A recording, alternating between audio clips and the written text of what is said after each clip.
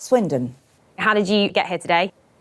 My slave brought me. One of my slaves, my lifestyle slave, brought me. What does that involve, being a lifestyle slave?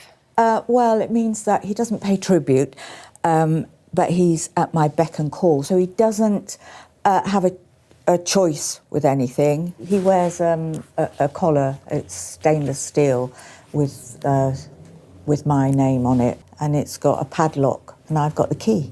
What do they get out of wearing a collar? What is the kind of appeal, do you think, for those people? I think it's because it makes them feel owned, like my slave is owned by me, and he likes the world to know. Not an awful lot will wear a collar all the time like he does, but it makes him happy, and it certainly makes me happy. Tell me a bit about what life was like growing up for you, Sherry. I was born in Gibraltar because my father was in the forces. So we travelled around a lot, and then I was sent away to boarding school. I qualified as a hairdresser, and then I did some modelling.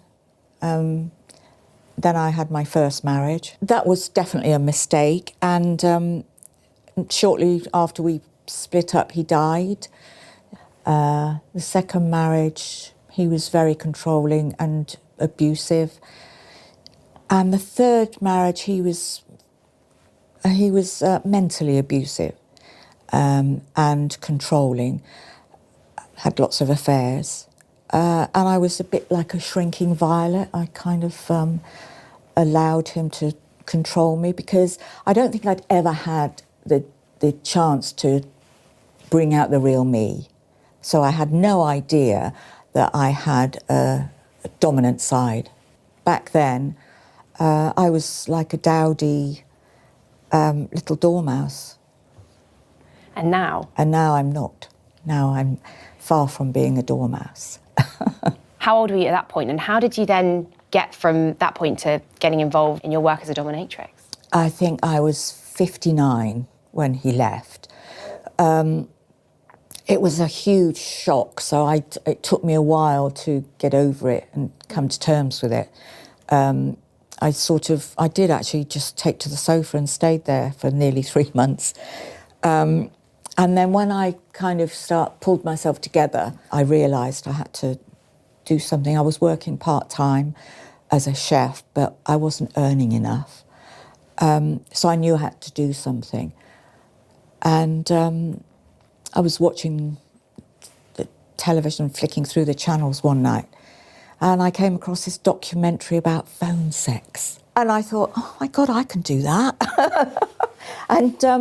And so I asked my children, I said, look, how do you feel about me doing this? They've always been really, really supportive. And they all said, well, my youngest son did say, Mum, I've only got to say the word sex and you go bright red, which was true at the time. And I said, well, I'll get over that, which I did. And so that's how it sort of began.